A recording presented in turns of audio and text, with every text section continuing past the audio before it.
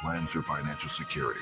So, now it's our time to honor their legacy and ensure that they are cared for with the dignity they deserve. You can help by attending and supporting A Night with the Panthers, Saturday, February 22nd, 6:30 p.m. to 10 p.m. at the Project 43 Team Post Center, 6841 Crenshaw Boulevard, Los Angeles. For more information, contact Black Panther Party Breakfast at gmail.com or call 707-554-2784. That's Black Panther Party Breakfast at gmail.com or call 707-554-2784. This is a community call to action from KBLA Talk 1580. At KBLA Talk 1580, we've got your black.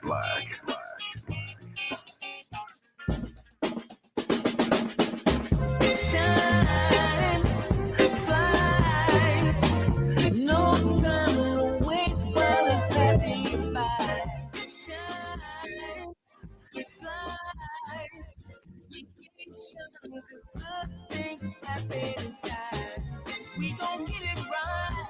We gon' get it right. We gon' get it right. We gon' get it right. Protests and anthems, yes, we chanting a movement of people. It's like we dancing to the ministry of. It's the energy of, in memory of them that we love. The trinity of the people, the peace, the power, the truth. We speak the powers even louder. We can say it blacker, we can say it prouder. A woman vice president that went to Howard. Now we talk helping black businesses, and our differences is magnificent. Bringing light to the point where the business is. I was told good life is where forgiveness lives. The ascension is to leave what's left behind and feed the seeds with deeds that bless the mind, caress the mind, and question justify. With you and God and time, our best align.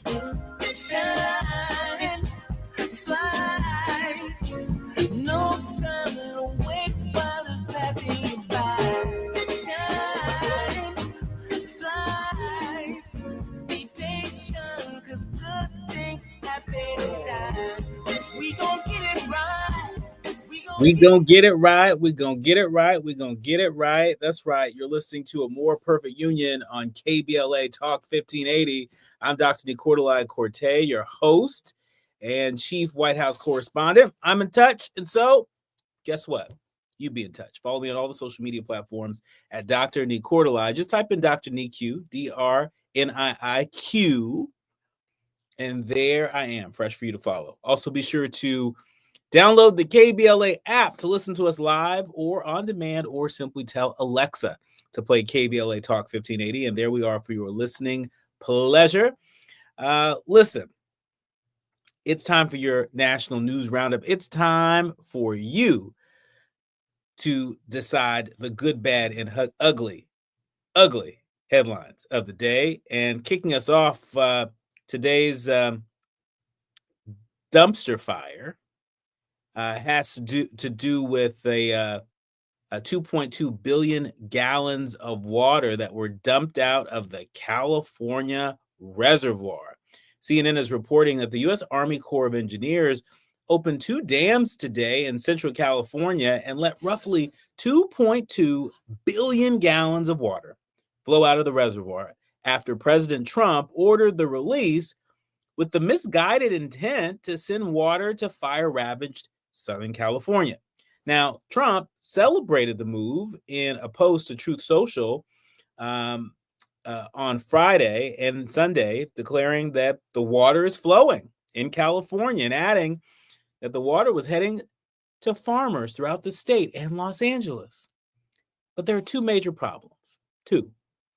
This is what the water experts are saying. They're saying that the newly released water will not flow to Los Angeles, and it's being wasted by being released during the wet winter season. Yeah. They were holding extra water in those reservoirs because of the risk that would be with the dry summer. That's what the director of research for California Water Policy Organization Pacific Institute said. She went on to say that puts agriculture at risk of insufficient water during the summer months. And so, again, on Friday, Trump posted that 1.6 billion gallons was being released, adding that in 3 days, it will be 5.2 billion gallons. About 2.2 billion gallons were released from Friday to Sunday, according to the local water district. And so, look, I know a stunt queen when I see one, and this is a stunt. And mark my words, when we get to the summer months here in California and we're in need of additional water, this is why. This is why. In other news, speaking of Trump's buyout offer for federal workers has been paused by a judge just hours before its deadline. USA Today is reporting that a federal judge has paused the Trump administration's deadline for more than 2 million federal employees to decide by end of the day whether to resign or stay in their jobs in order to allow time for labor unions to challenge the plan's legality. U.S. District Judge George O'Toole in Boston issued a temporary restraining order and set a hearing for Monday. The Trump administration's lawyers had argued that extending the deadline on the very last day would, quote, markedly disrupt the expectations of the federal workforce, inject tremendous uncertainty into a program that scores of federal employees have already availed themselves of, and hinder the administration's efforts to reform the federal workforce. And so this fight is still only gearing up, and we're going to see what this means. But you know, we've had folks on this show all week that have opined on this, and it's pretty unanimous. Their recommendation to folks is don't sign these papers. Let this thing play out in the courts. A lot of federal workers are represented by unions. Let this play out there. But this buyout offer, seems really scant on details, and we're not sure we can trust it. In fact, we can be sure that we can't trust it. And so as we get more information, we'll be sure to let you know. In other news, community health centers are closing amid funding confusion. Newsweek is reporting that following an order by the Office of Management and Budget to freeze grants and loans, some of the community health centers in Virginia have been forced to close their branches. Newsweek has reached out to the Community Healthcare Association and the Department of Health and Human Services via email for comment. They're waiting to hear. We're waiting to hear.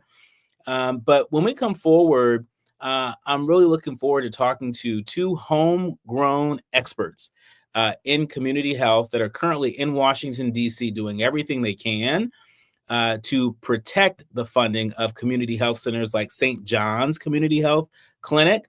When we come forward, we're going to talk with their CEO and their head of community and government affairs. You are listening to and streaming A More Perfect Union on KBLA Talk 1580.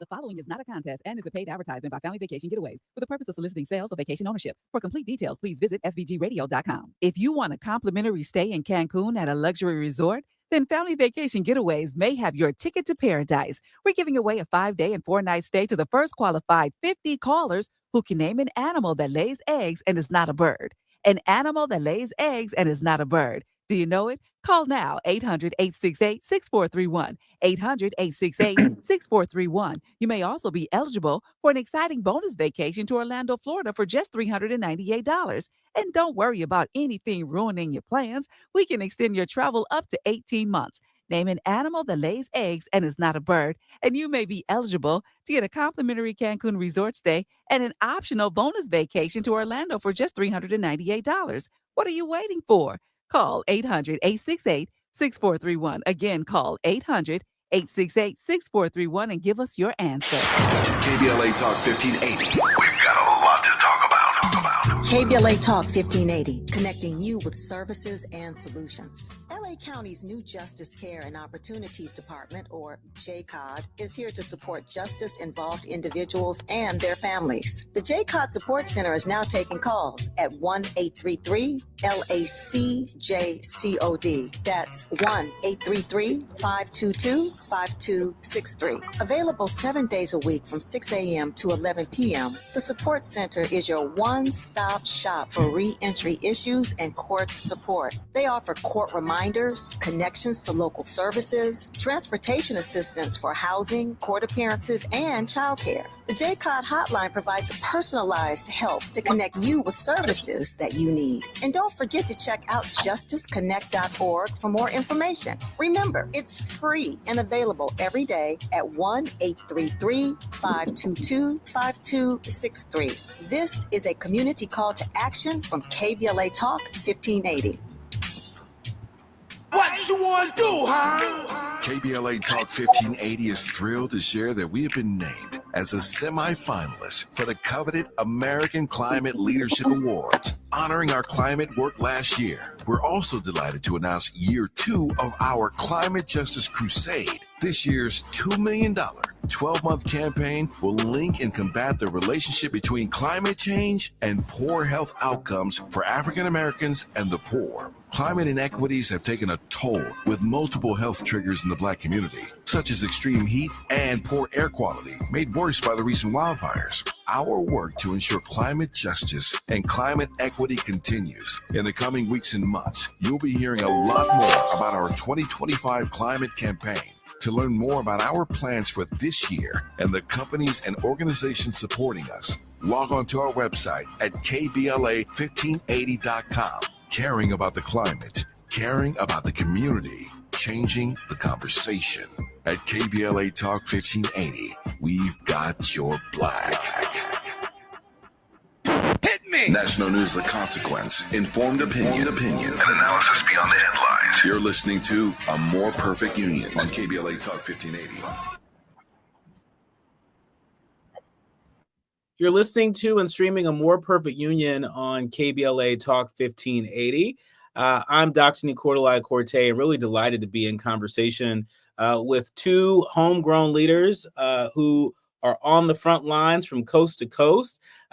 Jim Mangia is the president and CEO of the St. John's Community Health Clinics here in Southern California. It's a network of 20 nonprofit, federally qualified health centers and 3 mobile clinics providing free and low-cost medical, dental, behavioral health, and pharmaceutical services to more than 460,000 patients. From downtown to South LA, East LA, Compton, and Linwood, St. John's Community Health is on the scene. And he's also joined with Darryn Harris, who is their head of Government and Community Affairs at St. John's Community Health. Welcome to the show. Thanks so much for having us. Well, you all must be exhausted. Thank you. Happy to be here. Well, we're happy to have you here. I'm saying you both must be very exhausted, being that the news has been nonstop. There's a lot of anxiety in the air across the country, but particularly here in Southern California when it comes to community health clinics. As I shared earlier in the show, we know that community health clinics are under threat. Jim, what's the latest? The latest is that in spite of the court injunction preventing President Trump and his administration from freezing all federal funds to nonprofit organizations, the administration is freezing funds for certain HIV and transgender health programs.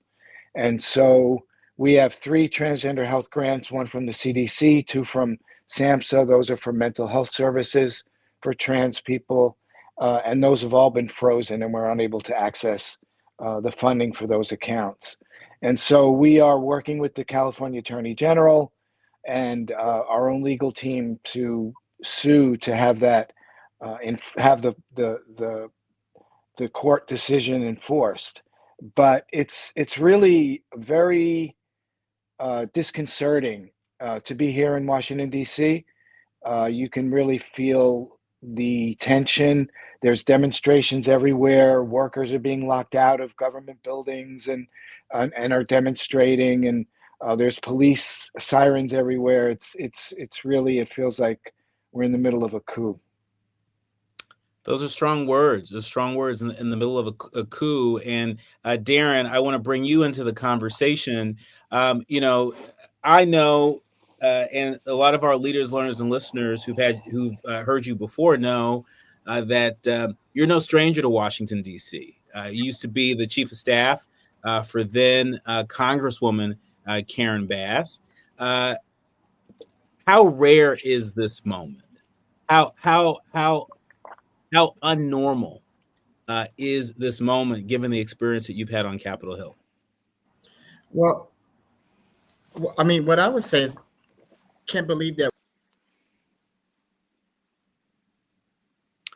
Well, it looks like we lost Darryn for a moment, but Darryn will be right back with us as soon as we have him. But Jim, we have you here, and so I'll put that question to you. This is not your first rodeo. There have been many administrations that you have worked with federally and in Sacramento. How abnormal is this contentious fight between community health centers and the administration? Well, it's unprecedented, really, because every president prior to this has been in support of community health centers, and so we're in a new situation. We're in a new world because even the last Trump presidency, while there was no growth in community health center funding or support, there weren't these kinds of immediate cuts. And they're not only talking about eliminating the health center grant program, they're not only talking about eliminating grants for trans or HIV folks or positive people, they're also talking about significant cuts to Medicaid, which in our case in California is Medi-Cal. And that will have devastating effects on community health centers and the communities we serve in South Los Angeles and East LA and the Inland Empire. What are you hearing already from the folks that you serve? We've shared that you all have a presence across Southern California, particularly in South LA, East LA, Compton, Linwood. What are you hearing from the folks that you serve? There's a lot of people who are very afraid. Certainly, immigrant populations are not coming in for their appointments. They're not picking up their medication. They're not coming for their diabetes classes. So there's a lot of people that are afraid to even come into the street. We also have a Black maternal health program, which we haven't been able to access funding for. So it seems, and I guess that's considered DEI. So therefore it's, it could be, unfunded. But I think the communities that we serve are really in tremendous fear. The trans community, immigrant communities, the African American community, given the threats that are coming every day from President Trump and Elon Musk. Musk was in Health and Human Services today, which is the agency that funds community health centers and regulates us, and the whole payment system, the internet payment system was crashed. And so nobody could access any of their money today. And there were about 20 health centers across the country that closed down because of the situation. So it's a very, very worrisome situation. And I think our patients and the communities we serve are very, very upset and nervous about it. Very, very nervous about it. Darryn Harris, the head of government and community affairs over at St. John's Community Health, is back with us. Darryn, I was asking you earlier, as somebody who has experience working on Capitol Hill, you served as chief of staff to then Congresswoman Karen Bass. I was asking you earlier, how abnormal is this very contentious fight between community health clinics and the Trump administration? There are reports from program officers at the National Science Foundation that there's now a list of words that can cause a grant to be pulled.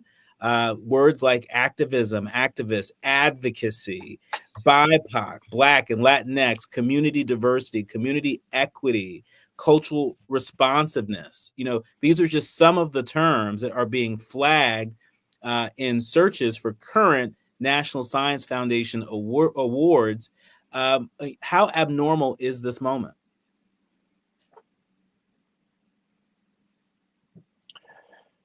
Yeah, I think we're being told so many different things about this. We're being told that we should scrub all of those words out of our vocabulary, out of our grant proposals. They're telling us not to report how many trans folks we serve, not to report the ethnic and racial diversity of the patients that we serve, because those could result in funding cuts. So there's just a tremendous climate of fear, a tremendous amount of intimidation that's occurring, and I've never seen anything like this before, to be honest with you. I mean, I've been to DC a million times, and even during, the worst years of, the Bush presidency, or obviously the presidency of Donald Trump, we didn't see this kind of a witch hunt that is going after the very diversity of what makes America great, just denying and erasing the contributions and the services provided to so many communities, all of which you mentioned in those, words and initials that we're not allowed to use anymore. So it just feels very different than it ever has before. So does this mean that St. John's Community Health will stop using these words uh, altogether, or will you stop using them in just federal grants? We will not stop using them at all. I really think that we have an obligation to the patients that we serve, and we cannot participate in their erasure. I think as a community health center that grew in South LA as a response to the Watts riots back in the 60s, um, given the significant percentage of African Americans, Latinos, trans folks, LGBT folks that we serve, I don't believe we can, in good conscience, um, change the dynamic of who we serve and deny that we serve them and deny that they exist. I don't think that would be unconscionable to me and to all of us at St. John's. And so we will continue to be truthful about who we serve, and we'll continue to report to the federal government about who we serve. And if they try to take funding away from us because of who we serve, then we will sue them. We heard it here. We heard it here. Jim Mangia, the president CEO of St. John's Community Health, reaffirming that St. John's isn't scared and will continue to use some of the terms that, according to some reports, the National Science Foundation has flagged. Terms that we all use in our everyday lives, terms that describe our lived experience when we talk about the work that we're doing in community, but words that are a little too much in orbit with diversity, equity, and inclusion. Jim, I know that there are so many issues that you all are having to respond to in real time, as if the threat to community health centers closing amid this funding confusion isn't enough. There are reports of potential impacts of mass detention and deportation efforts on the health and well-being of immigrant families. Can you give us any update as to what the state of play is for the folks at St. John's and in community health at large? Well, a lot of community health centers are reporting raids. They're reporting that ICE has been either outside of their health center or on the corner from their health center.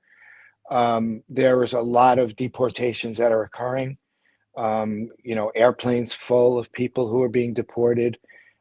Initially, the president claimed that he was only deporting criminals, but we're now learning that he's not only deporting criminals, he's deporting women and children who were not and never were criminals. And so I think, we have to be steadfast. We have to, as a community institution, we have to be able to continue to provide services to the communities most in need and that we serve. And, we're doing trainings to all of our staff and to our patients. Darryn Harris, our chief of Government Affairs and Community Relations, is leading those efforts to educate and train our patients and our staff around knowing their rights and knowing what they can and cannot do if ICE presents at the door. I mean, we're talking about, to be honest with you, the waiting room is a public space, and technically the administration is saying that ICE can enter the waiting room, but ICE cannot enter exam rooms. So we have a plan that we're putting into place where we can literally move patients from the public space, from the waiting area, into a private exam room. And if we have to pack 10 or 15 patients into each of our exam rooms, we will. But we are not going to allow patients to be taken from their healthcare services and arrested by ICE. So there's just many things like that we're having to think about and having to engage in, which is, it's very stressful. And, you said earlier, St. John's is saying, they're not afraid. I'm afraid. I am afraid. But I believe in the face of that fear, we have to stand up and fight back. And we certainly have to protect the communities that we serve. So we will continue to do that. And we will do everything we can in our power to push back against this horrible. This is not America. This is not what I believe this country should be. And I think it's setting us back many, many, many years, and we've got to fight it. We have to stand up and fight. When we come forward, we're going to continue the conversation with Jim Mangia, the president and CEO of St. John's Community Health. We'll also be joined with Darryn Harris, who is their chief government affairs and community relations officer, to really connect the dots between what is happening in Washington, D.C. right now, and how that impacts community health in every community that can hear my voice right this moment. More with Jim and Darryn when we come forward. You're listening to A More Perfect Union on KBLA Talk 1580. Enlightened and empowered about issues related to national politics, elections, identity, culture change, and social justice. You tuned into the right place. A More Perfect Union continues when we come forward.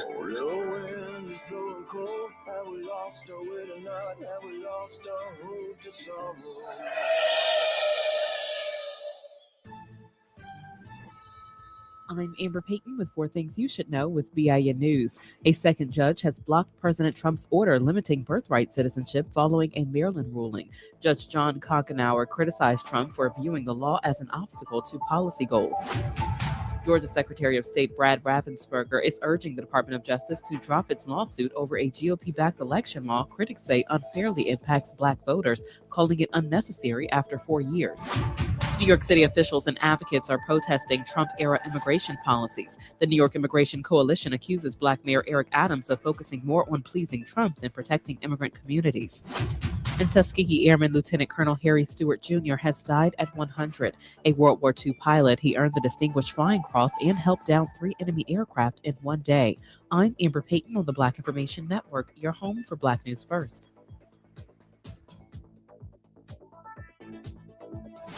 Santa Fe Springs, a wreck on the 605 southbound coming up on Telegraph Road has been cleared to the right shoulder. The drive is slow from Beverly Boulevard. Northbound delays on the 605, loading up out of Norwalk from the 105. And that drive remains slow, heavy and slow all the way back towards the 10. Let's check out Pasadena, 210 eastbound delays from Mountain. You remain on the brakes all the way to Irwindale Avenue and out to Ontario. This is the 15 northbound delays off of the 60, looking better just before Foothill Boulevard. New year, fresh start. Why not with better water? LifeSource Water gives you clean, filtered water from every tap with no salt and no frequent maintenance. Call 800-WATER-99 or visit lifesourcewater.com today. Warranty limitations apply. This is the KBLA Sports Minute with Ray Richardson. I'm a bad man. The mood in Dallas has not been good since the Mavericks traded Luka Doncic Saturday to get Anthony Davis. Fans have been protesting the trade outside American Airlines Center, the Mavericks Arena. Mavericks management was forced to give refunds to a large number of fans who canceled their season tickets for the rest of the season. On top of all the discontent in Dallas, AD has a strained abdomen. He missed Tuesday's game in Philadelphia and will not play tonight in Boston. The Mavericks are hoping AD is ready to play Saturday against Houston, their first home game since the trade. AD may need to be as healthy as possible the rest of the season to ease the pain for Mavericks fans of losing Doncic. AD is facing much more pressure than Doncic to satisfy a new fan base. If Doncic makes his Lakers debut Saturday against Indiana, he will likely get a festive welcome from Lakers Nation. No debates, no speculation, just the info you need. That's your KBLA Sports Minute. I'm Ray Richardson. More news, opinions, and conversation when we come forward on KBLA Talk 1580. Yeah, y'all, come on. Pick up the drums. At KBLA Talk 1580, we fight the power every day. Yeah, gotta give us what we want. Gotta give us what we need. Hey. I listen to KBLA and I love the commercials. I know what the commercials mean. I also, if I'm looking and trying to figure something out, I need something to talk to me that might hit me. And it happens on TV because, you know, every time they show a sporting event, they got the pharmaceutical companies back to back telling people how to fix the sickness on the same stuff that they sell them. So we get it. Yep, we get it too, Chuck D. And that's why at KBLA Talk 1580, we don't black down. Drop it. Our freedom of speech is freedom of death. We got to fight the powers that be. Fight the power. Fight the power. Fight the power. February is Black History Month, a time to celebrate the achievements and resilience of Black communities. But it's important to address health disparities in diseases like asthma. In the U.S., Black Americans are approximately 5 times more likely than white Americans to be hospitalized for asthma. But there's hope. Managing your asthma is possible with regular checkups, using prescribed medications correctly, avoiding asthma triggers, and creating an action plan with your healthcare professional. Take control. Your health is your power. To learn more about asthma, visit luma-edu.com. This message is brought to you by Amgen and AstraZeneca. KBLA Talk 1580. We've got a lot to talk about. KBLA Talk 1580, connecting you with services and solutions. If you need help getting your resume in order, finding job training, or landing a job, we've got 3 great options for you. First, the City of Los Angeles has work source centers across the area offering free job support. The California Workforce Development Board can help you with everything from GED prep to vocational training at no cost to you. On the federal level, the Department of Labor's American Job Centers offer a full range of services for job seekers and businesses alike. Visit careeronestop.org, or for more info, just call California's Help Center or visit cwdb.ca.gov or call 916-657-1440. For the City of Los Angeles programs, go to ewdd.lacity.gov or call 213-744-7300. All these services are free to help you get your next job. This is a community call to action from KBLA Talk 1580. Now back to building a more perfect union on KBLA Talk 1580. You are streaming and listening to A More Perfect Union on KBLA Talk 1580. I'm Dr. Nii-Quartelai and delighted to be in conversation with Jim Mangia. He is the president and CEO of St. John's Community Health. They have a huge presence here in Southern California, a huge presence where St. John's Community Health has really been doing some pretty extraordinary work on multiple fronts. We know that there's a huge threat to federal funding when it comes to community health clinics. We know that, on top of mass deportation efforts, has created a lot of fear and anxiety in terms of people getting some of their basic healthcare services. And as if that isn't enough, the trans community is also feeling the attack. The Washington Post reporting that trans health and research groups have been ordered to stop by the Trump administration. That's right. The Trump administration is moving forward with its campaign to eradicate federal funding intended to improve the lives and health of transgender people, including by sending notices in recent days that terminate grants for transgender health services and research. Jim, I know that you all offer trans healthcare. Talk to us about the state of that offering to our trans brothers, sisters, and siblings. So St. John's began a transgender health program about 11 years ago in South Los Angeles at the request of trans folks who live there, primarily, of course, trans people of color. And it has grown to serve more than 5,000 trans individuals on a regular basis. And when we went on February 1st, we got a notice from the Centers for Disease Control that pays for HIV prevention, testing, and treatment services for trans people. We were told that that based on the executive orders that the funding was terminated. And then we got a copy of our originally signed contract, which had termination stamped across it. And we went on to try to download some of the money for our staff that were working, and we weren't able to. And then today, 2 more trans grants from the Substance Use and Mental Health Institution, SAMHSA, were gutted and terminated. So that's a total of about $4 million in grants a year. We have another probably $14 million that we receive from the federal government to serve patients, but those specific trans programs were terminated.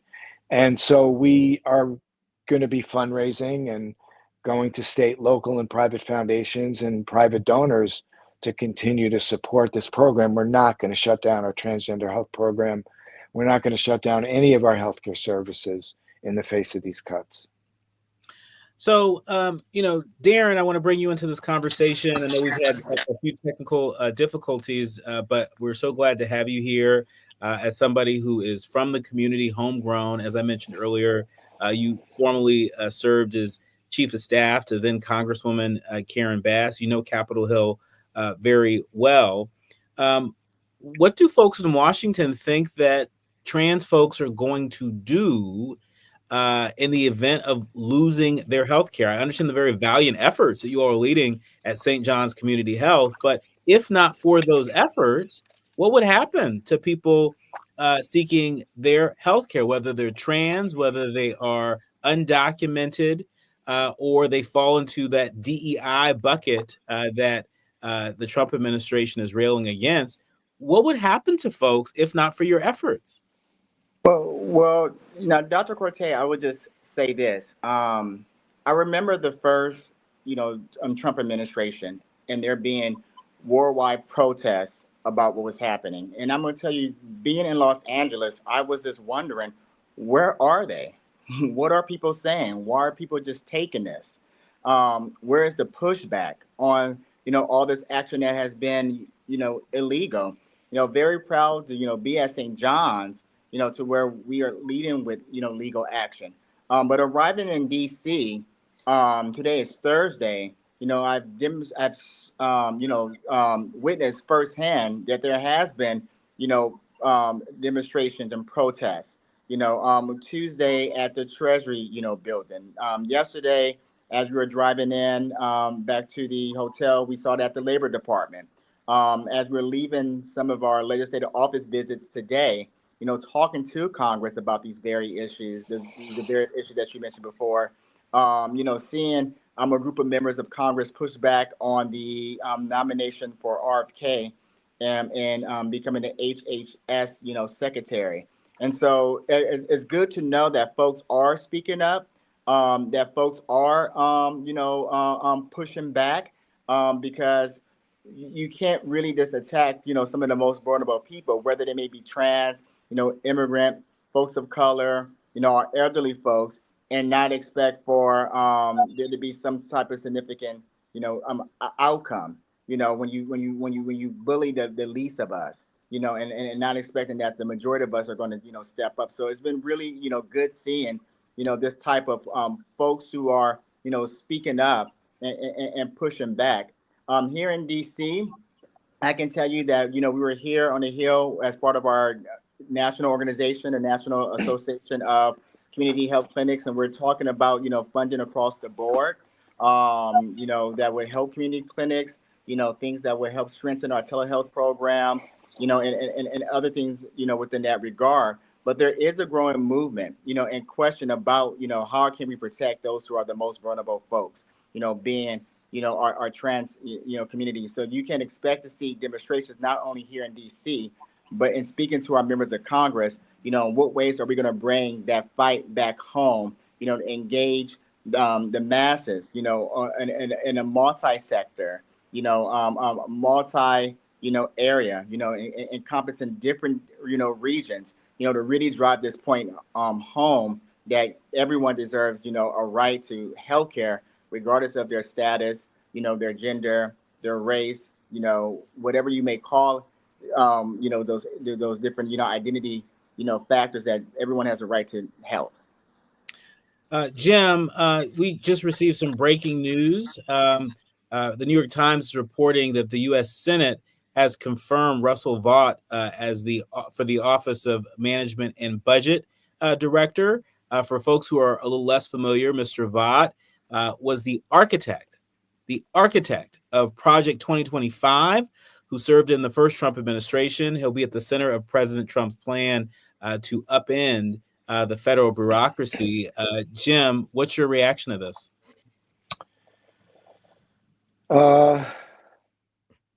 Not surprised, but very disturbed. He was the architect of the recent funding freeze that was overturned by the courts, where he literally froze all money for nonprofit organizations from the federal government. So I think we're in for a rocky ride. And we are, to Darryn's point, we really are going to have to mobilize, and we are going to have to push back in every way, on every front.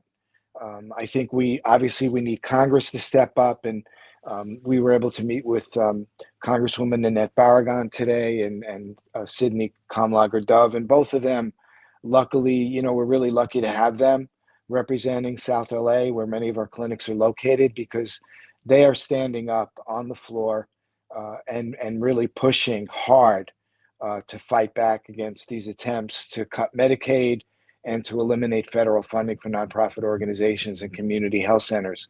But we have to do that on many different fronts. And we're going to have to be in the streets in Los Angeles. We're going to have to be coming back to DC in federal court to fight back against the illegal actions that Trump is taking over and over and over again. We cannot allow this to take hold. He's amassing an incredible amount of power. As I said earlier, Elon Musk was at Health and Human Services today. All the systems were down. People weren't able to access their funding. Health centers closed. Thousands of people are without healthcare services or access to a doctor in places like Virginia and Mississippi. So it's, and this is just the beginning. So we really have got to stand up and fight back. When we come forward, I want you all to sort of stick with us just for a little second. Again, for folks who are just joining us now, I was just sharing some breaking news as reported by the New York Times. The 53-47 vote. This is along party lines, confirming Russell T. Vought to lead the Office of Management and Budget, putting in place one of the most powerful architects of President Trump's agenda to upend the federal bureaucracy. This was 53-47 vote. Just as a reminder, during his tenure, he took steps to expand the number of federal employees required to work during a government shutdown.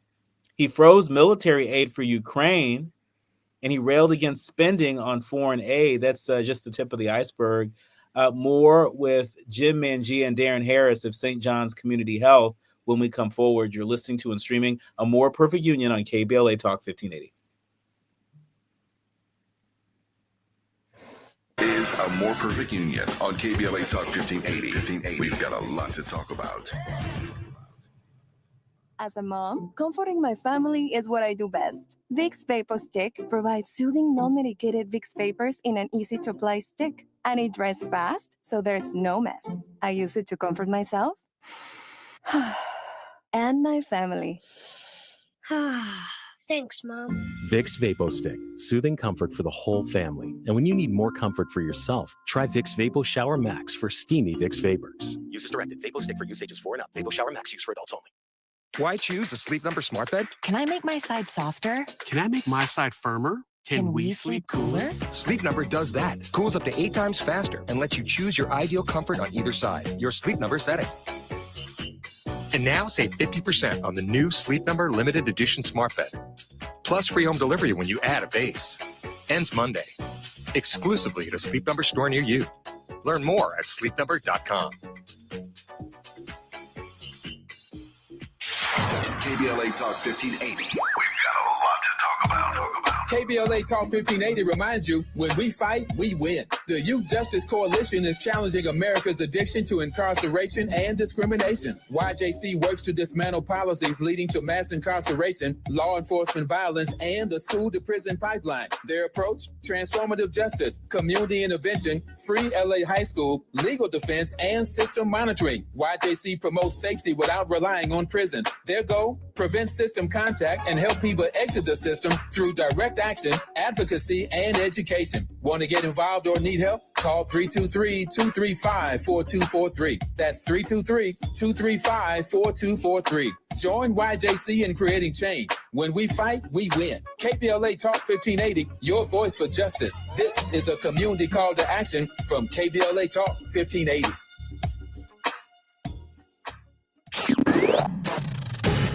Are you a recent college graduate with a dream of getting a high-paying job in sales? A job where you can grow a lucrative career in multi-platform audio, digital, podcasts, social media, and local events, along with world-class training and career growth opportunities. KBLA Talk 1580, located in historic Leimert Park, is currently hiring entry-level account executives for outside sales. Join a team featuring radio hosts Tavis Smiley, Dr. Cornell West, Jesse Jackson Jr., D.L. Hughley, Dr. Nii-Quartelai Corte, Zoe Williams, and our very own Dominique DePrima. For more information on attending our upcoming career fair, contact SMB at KBLA1580.com today.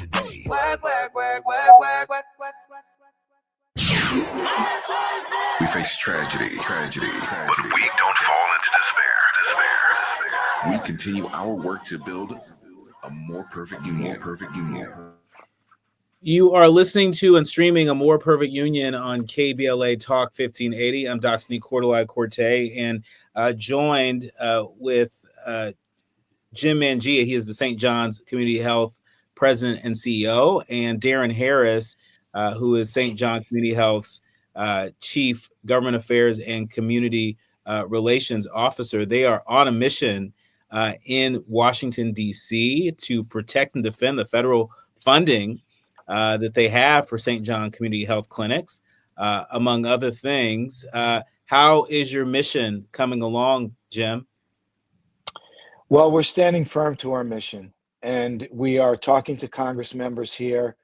And, there's a lot of support for the work that we do in all community health centers around the country and the communities that we serve.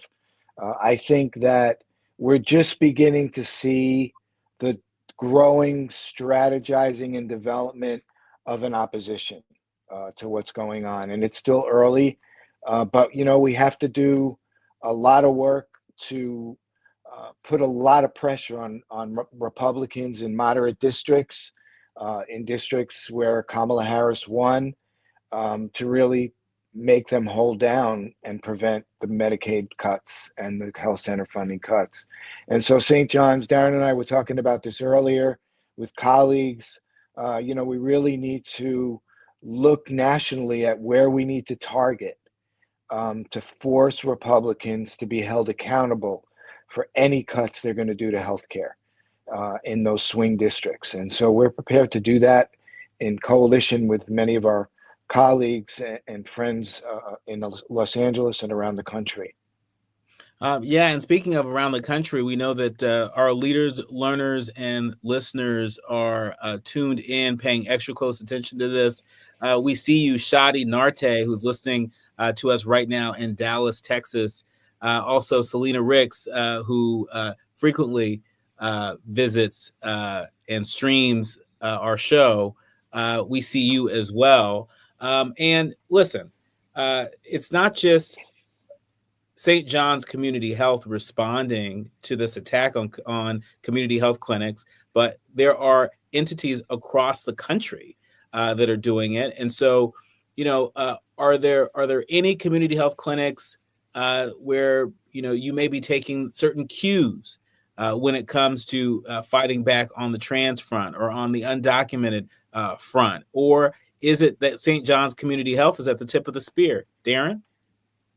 I would say this, that there is some a national movement, if you will, that is starting to form, if you will, and so what we're doing currently, we're engaging some of our elected officials here in DC, and of course, as I mentioned before, pushing for those legislative protections for community health.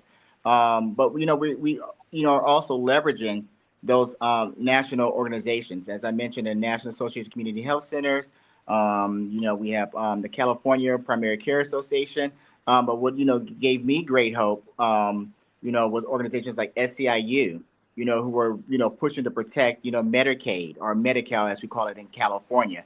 And so we know that that is going to be essential to saving community health clinics, and providing the type of work, the kind of resource that we need, to support our patients, regardless if they're trans, immigrant, returning citizens, folks who are formerly incarcerated, or our outstanding, program that really prioritizes Black maternal health, within South Los Angeles. And so you are seeing that there are other organizations, across the country, who do this type of work that we do with community health, that are starting to, beat, down doors and, talk about protecting, our funding, our bread and butter, through Medicaid. Is there a scenario where we could see this administration, attempt to bargain and put community health clinics, for example, in a terrible position where, in exchange for being sort of sanctuary spaces for undocumented people, they may offer sort of a return to some level of funding for other groups of people? I mean, I would imagine that in DC today, in your conversations with other leaders in community health, there has to be some scenario planning that's happening, because even though what's happening is bad, call me crazy, I don't think this is the worst case scenario yet. Yeah, I don't think it's over yet. And I do think that there are many community health centers in red states and red districts that St. John's is going to be reaching out to and working with, to share the stories of their patients and put pressure on those Republican representatives to respond to their constituency. I mean, there are a lot of states that voted for Trump where a majority of their population is on Medicaid.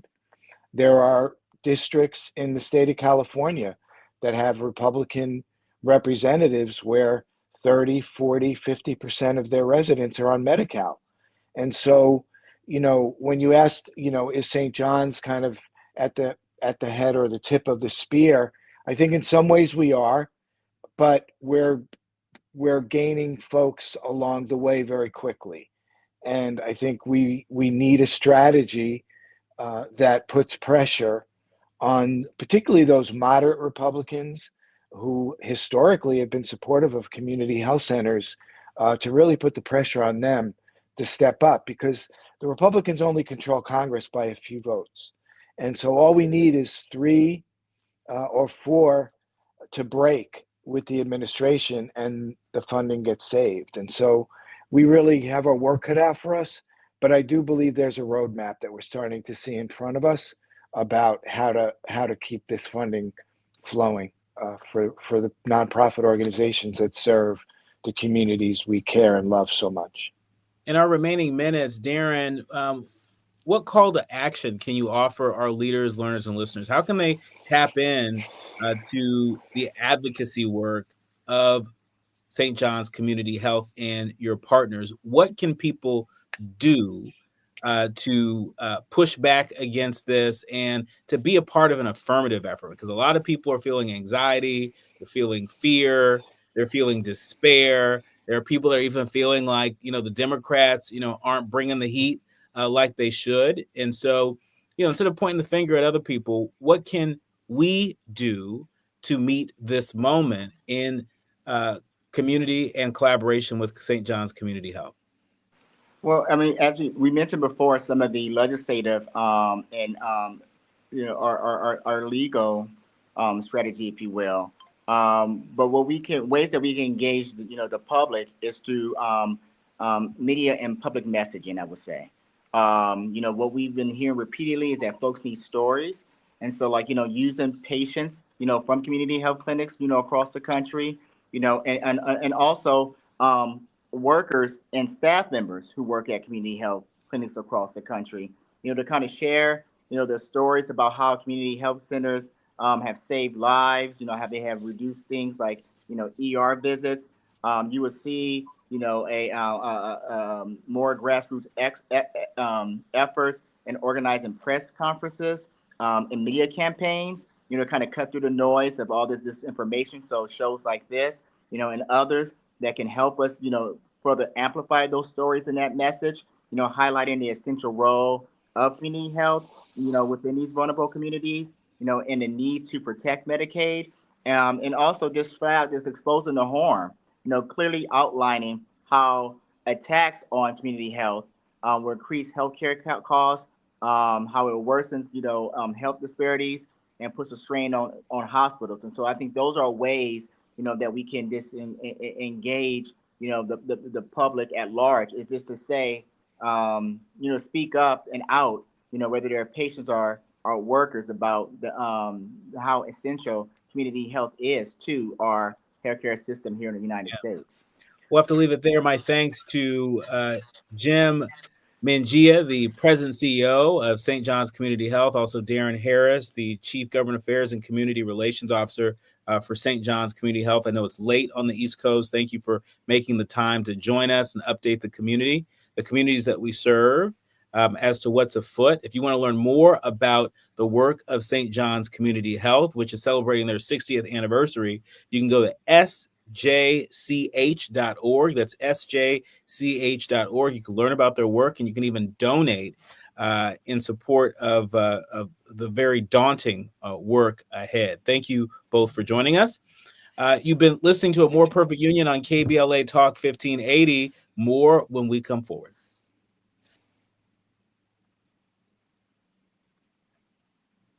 I'm Amber Payton with 4 Things You Should Know with BIN News. President Trump is urging an air traffic control overhaul after a deadly D.C. air collision. Speaking at the National Prayer Breakfast, he cited safety concerns and plans to push for a new computerized system. He also speculated on crash causes, blaming understaffing and high-flying aircraft.